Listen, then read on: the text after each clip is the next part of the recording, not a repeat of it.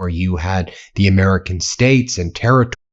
Everything Donald Trump touches, he ruins. So like nobody showed up to the Great American State Fair in Washington, D.C., this event that Donald Trump has been promoting, and Donald Trump took over the American 250 celebration, and Trump created his Freedom 250, and the Great American State Fair was going to be this event where you had the American states and territories were all going to have their booth, and there was going to be this great Ferris wheel, and hundreds of thousands of people, perhaps millions of people, were going to show up to Washington, D.C., and it was just going to be this great patriotic celebration. Nobody showed up. The Ferris wheel was broken.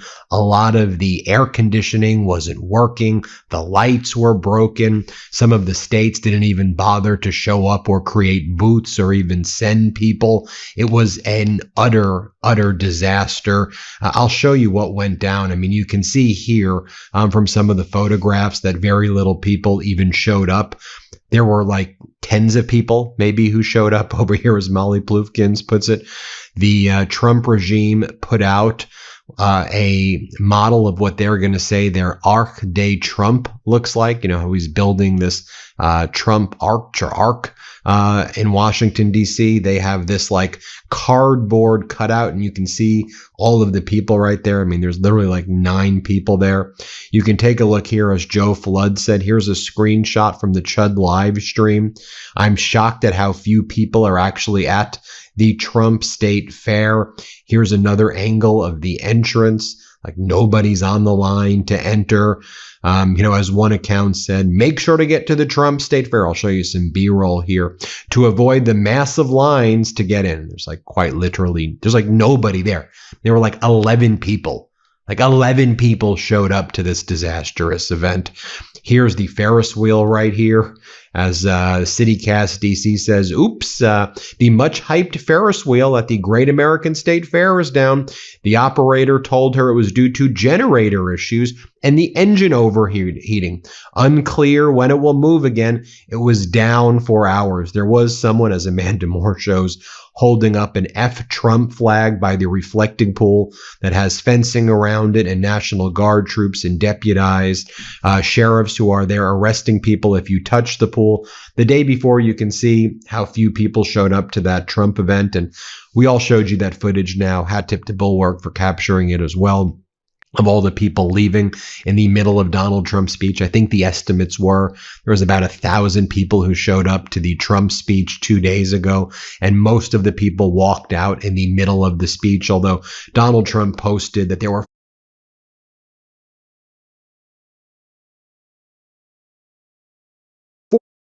45,000 people who showed up, and it was one of the greatest speeches ever, and soon he's going to hold even a bigger speech, which is going to be the July 4th speech, and you've never seen anything as big as it. 45,000 people were wearing their MAGA. This is what Trump wrote yesterday.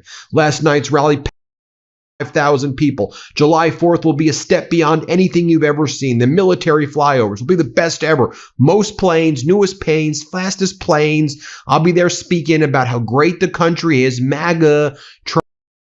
This event, this Great American State Fair event, was weird. I mean, it was like Oompa Loompa. I don't even know what Charlie Trucka Factory. I really don't even know what's going on here in these photos. Homa Bash got this video right here of the food hall at the Great American State Fair lost power. So all of the ice cream was melted and the food was all destroyed. But it doesn't matter because nobody was there. I'll show you this video of it. You can see for yourself. As Ben Brash writes, the weekday daytime crowd here at the Great American State Fair. Speaking of light, the lights keep turning off and then power back up in one of the food tents. Here's a video of it coming back on. I'll just show you B-roll over here. Follow along more of CityCast DC for the coverage right there. There's the broken Ferris Here's what I guess the where the booths for the different states are set up right here. You can see another like 9 people over here, as Sam Brody writes. So I went to every state and territory booth at the National State Fair today. Some real hits, some misses, some great stuff. So here are the highlights. This is what it looked like at the National State Fair in D.C. Maine didn't send any delegation, so there's just an empty room with some empty chairs and walls that have lobsters and some facts about Maine. This is the booth for Maine right here. This is what the booth for Kansas looked like. This is the booth for Puerto Rico. It's a couch. It has the Puerto Rican it's a Puerto Rican seal.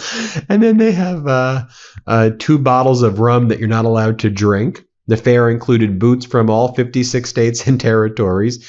This is the DC exhibit. This makes Fire Festival look extraordinary. And by the way, I was the main lawyer who sued Fire Festival. I was the person before starting the Midas Touch Network. That was what I did. I was a class action lawyer.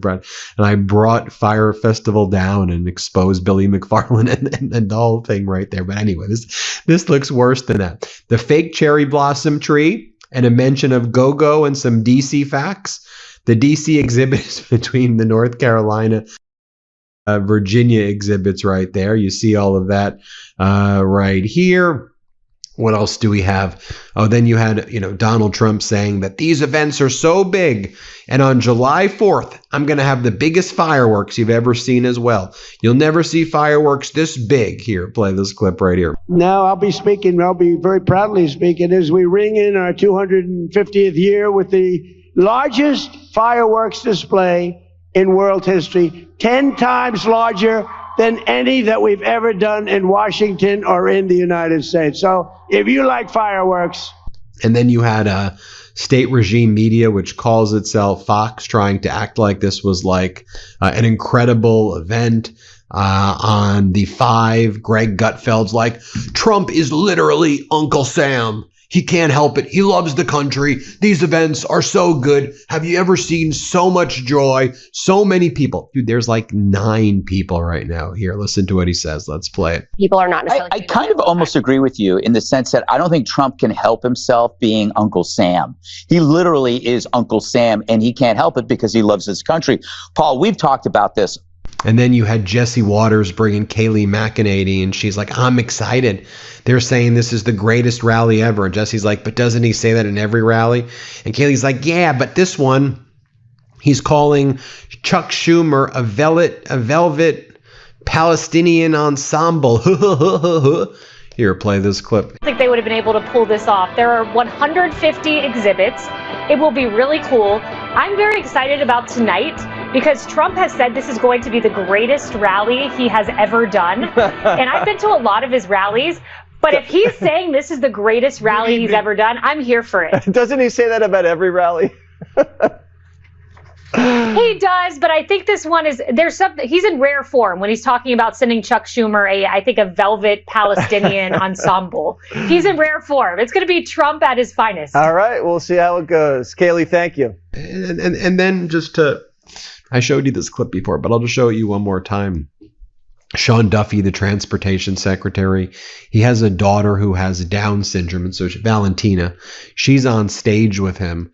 And he calls the performers who don't want to show up at the event. You know how there were all these performers who are like, we wanted to show up for a patriotic America event. We don't want to be here for Trump and MAGA. This is America's 250th birthday. We don't want to be here for that. And so with his Down syndrome daughter next to him, daughter has Down syndrome sitting next to him, this guy goes and starts saying, oh, the libtards don't want to show up. And like, why are you using that language? Like, why don't you just behave like an adult? And you have your daughter next to you and your family. Again, this is what MAGA is all about. Here, play this clip. Okay, to start this off, I think we have to give a big round of applause for our military band and singers. Way better than those libtards that canceled on us. So much better. Thank you, guys. President Trump will make you famous. That's some wild stuff. And, while you have this going on, you have the Ashura mourning in remembrance for the Shia community in Iran. And so just so you see what it looks like in Iran right now, and Ashura marks the martyrdom of Imam Hussein ibn Ali, the grandson of Prophet Muhammad, just so you see what they're doing over there, because you're not going to get these images at all from any other kind of Western media. But let me show you what Ashura looked like in Iran. I'll share this with you right here.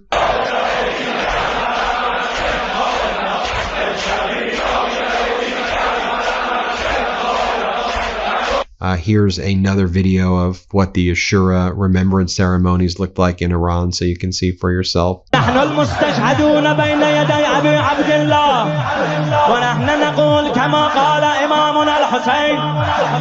And here's the Shia Ashura remembrance event that's taking place in Iraq. And so this is who Donald Trump was out there saying that he was going to rally them and that they were going to like Trump and Netanyahu. Remember Donald Trump said that? Remember when the propaganda media here was saying that all these people, they're going to run to the support. They're basically yearning for Trump and Netanyahu. Seriously. Here, play this clip.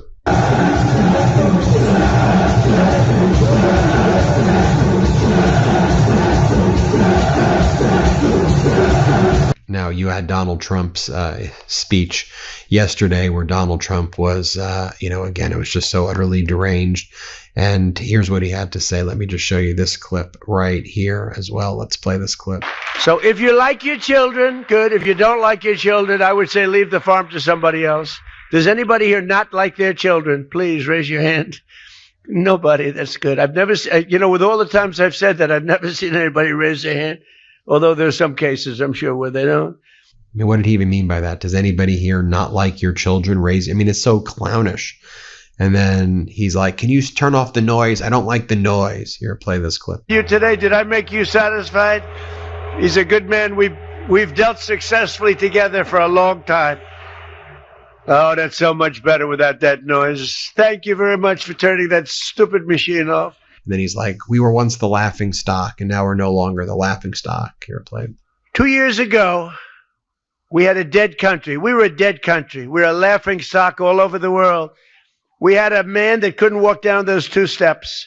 We had a man that couldn't sign a document. He had to use an auto pen. You saw the auto pen over there? He was an auto pen. We call him the auto pen president. And think of it, like 96% of the things he signed, he couldn't sign his name. What happened was a rigged election. But think of it, 2 years ago, we were a country that was laughed at all over the world. Anyway, you see for yourself what's going on. Hit subscribe. Let's get to 7 million subscribers. Thanks for watching, everybody. Love this video? Support independent media and unlock exclusive content, ad-free videos, and custom emojis by becoming a paid member of our YouTube channel today.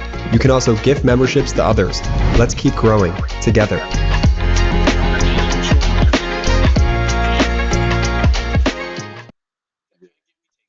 Yeah. So bad. I'm going to kill a nigga. Yeah. I bet.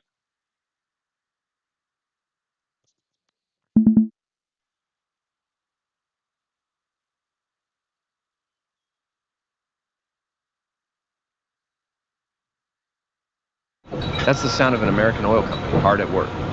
Want to be a part of it? Listen up. Hello. All hell is breaking loose inside the Capitol building as Donald Trump has just arrived after refusing to sign a bipartisan housing bill at a public event. Instead, Donald Trump convened a meeting with MAGA Republican senators, and he started screaming at everybody there. He said, "How dare you work with Democrats to pass a concurrent war powers resolution to ban me from invading Iran? You've made me look so foolish." Donald Trump started cursing out all the MAGA Republican senators, and he started calling out people who didn't show up. Mitch McConnell, who's like very sick right now, he called out, "You bunch of no good, no blah, blah, blah, bleep, bleep, bleep." MAGA Republican Senator McCormick, who was with Donald Trump in Pennsylvania.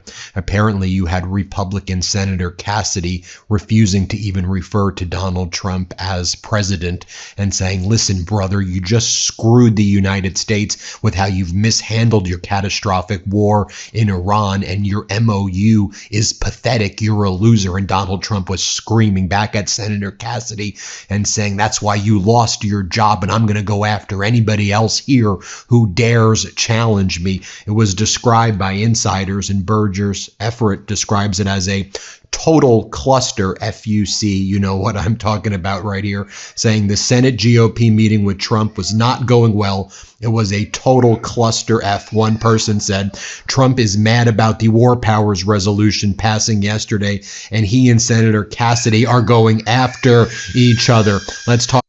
El café o que los otros cultivos que se puedan dar acá en el territorio. Pues cuando mi hijo empezó con el reclutamiento fue que estaba empezando a llegar la marihuana. I'm going to talk to Sultan Barakat. He's a professor of public policy at Hamad bin Khalifa University. He's joining us from London. Very good to have you with us on Al Jazeera. Let's talk about this latest incident that we've seen in the Strait with a ship being hit by, reportedly by a projectile. What do you think this means for the reassurances that the U.S. Secretary of State, Marco Rubio, has been trying to give to the Gulf states over the last 48 hours? Well, I think the reassurances he's trying to give them is not just about the Strait of Hormuz. It's about the presence of United States forces in the region and the relationship between the United States and the Gulf states.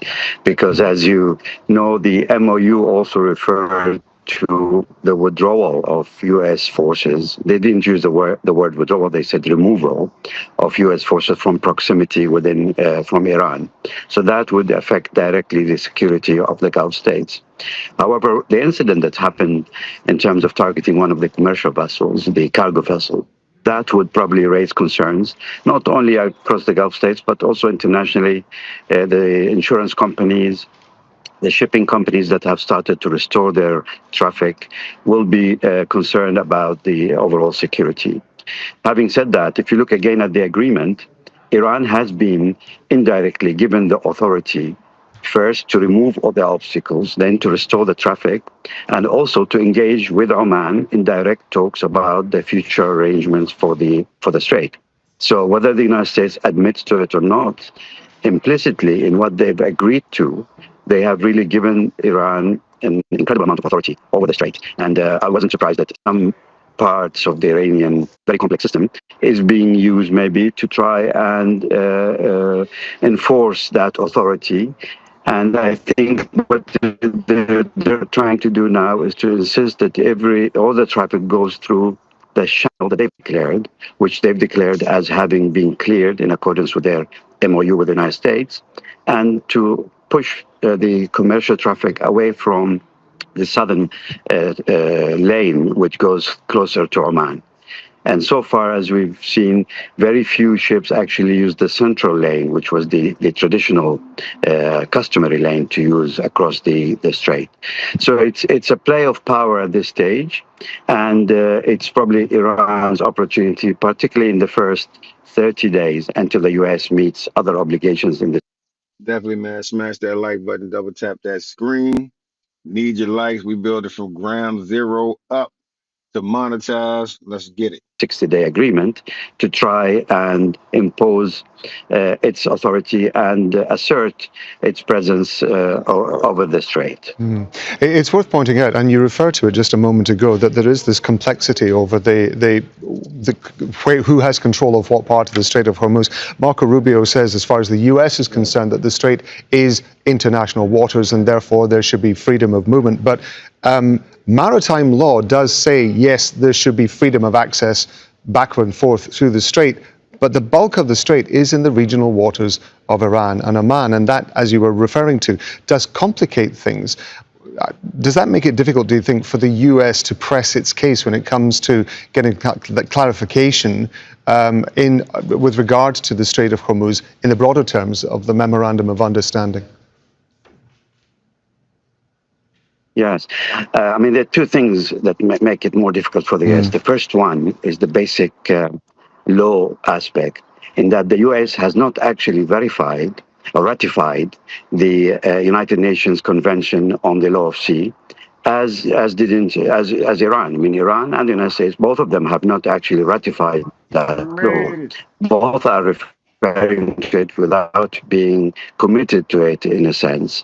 The United States, what they're saying is customarily the strait has been open, and based on customary law, it should continue to have a free traffic. Having said that, the second point is in their MOU, they have agreed to an explicit reference to commercial traffic only. There's nothing about military traffic. And this is maybe a point that Iran must have insisted on, and they've also made an explicit reference to the sovereignty of waters in relation to Iran and Oman, and that all arrangements will take into consideration which by definition means the whole of the strait, because the territorial waters of the two countries overlap across the Strait of Hormuz.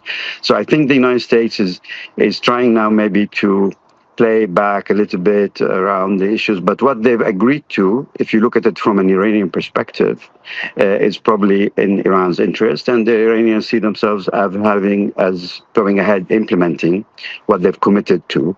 The U.S. will probably try and comfort the Gulf states, but I think without the Gulf states doing their own analysis and really coming as one unit, it would be very difficult for them to have a strong position at the moment. There's still some divisions between the Gulf states. Bahrain and United Arab Emirates seem to think one way, Qatar, Oman, potentially Kuwait in another. Saudi Arabia has really kept quiet and out of the talks because they were not as affected by the conflict.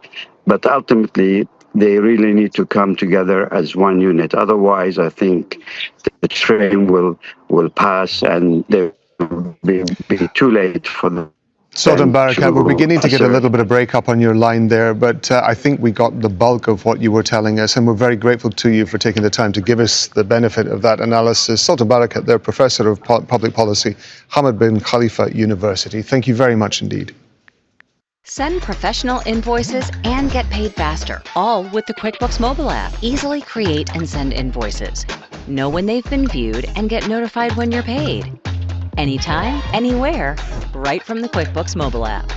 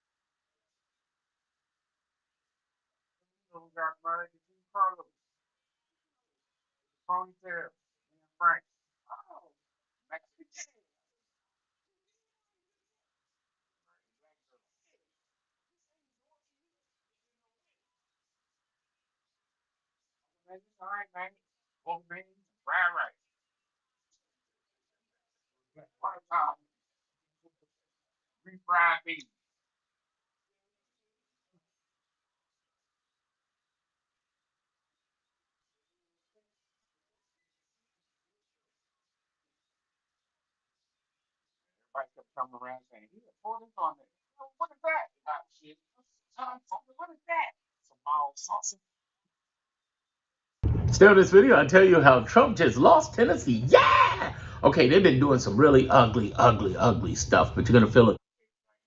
So friends, let's go a little lighter. Feel 1,000% better knowing that people are fighting back. That's the number one thing people ask me. Who's fighting back? It's not about the news, it's about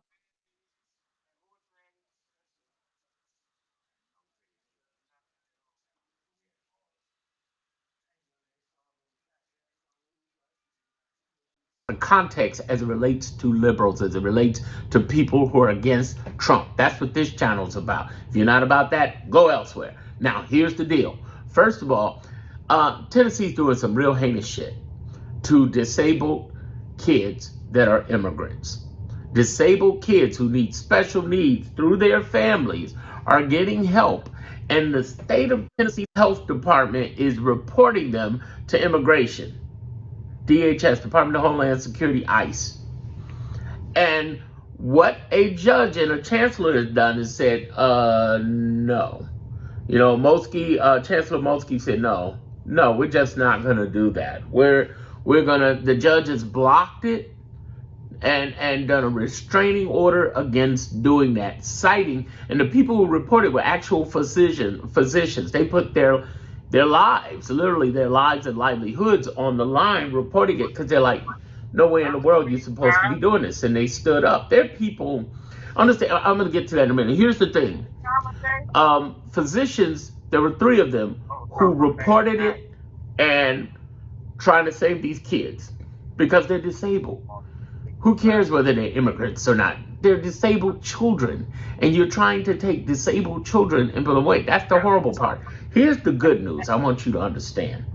There are 3 groups fighting for us, and if you get to the polls, there's going to be a 4th one called a majority Democratic Congress. You got to get there in November so we can get them sworn in January 3rd. They are ready. They are ready. They are itching to whip up on Trump and on the Republicans. But let me point out something. There are silent heroes all around America who have stood up for American justice. I'm talking about members of the court who have gone out of their way to make sure that not only immigrants were safe, but who have fought for DEI rights, who have fought for minorities' rights, for women's rights, who fought for gay, LGBTQ rights, who have been fighting left and right and putting their asses on the line. And when I say asses, I'm talking about their lives being threatened, because MAGA's fucking crazy, as we all know. There have been some strong, badass motherfuckers who've been out there, and I want you to understand that. So don't you dare get in my comments and get in other social media people's comments saying shit about, no, nobody's fighting for us. They're getting away with it. No, they're not. They're getting a wait for it, as in wait for that slow-ass justice to come. You say, well, who's fighting back? The attorney generals and governors have spent hundreds of millions of dollars. They have unfroze trillions of dollars of assets that Trump tried to freeze. They have saved Medicaid as much as they could, because they tried to freeze Medicaid in the beginning, the first few weeks of Trumpism, as well as a ton of other shit, from environment to health and human services, to everything from DEI, from racism, from you just name it, women's rights, gays' rights, everybody's right to breathe. God damn it, they've been doing everything.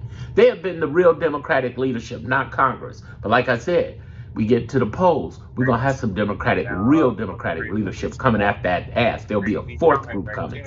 But let me point out this. There are tons of nonprofits. We've all heard of ACLU, but I have never seen so much badassery from an organization. It's also black folks. We always criticize the NAACP, but them motherfuckers been suing and fighting too. And then there's been people like Indivisible out there, like them, don't like them, their chapters, whatever, national. Understand this. Hey, Sophia, what do you drive and how much do you pay for car insurance? 2018 Ford F-150. I was paying $189, but now I'm down to $49 for full coverage. 2014 Ram 1500. States that he said. The Indivisible is trying their best. Lee and Ezra are trying their best, I think, to try to get out there and actively protest and fight. Okay? ACLU's been fighting in the court. NAACP's been fighting in the court. Democracy Ford has 95% wins against them. They were the ones that were going to take on the $1.8 billion slush fund for January 6th fucking traitor racist bitches. They were the ones. Now, I want you to understand some other things that we got to win in. Because we've got this win in Tennessee. Tennessee, got to say it like that. Here's the thing. We got this win, but understand, we have an ongoing fight with a 3rd group. An ongoing fight that's defending us. I said the attorney generals and governors. I said the nonprofits. The 3rd group are the judges. Not enough people talk about that. There's a civil war. I'm the only one online talking about this. I have not seen anyone else talk about this like this. There's a civil war. And people in the legal community are mentioning it. But outside the legal community, regular people like me, I grew up with a lawyer for 45 years. So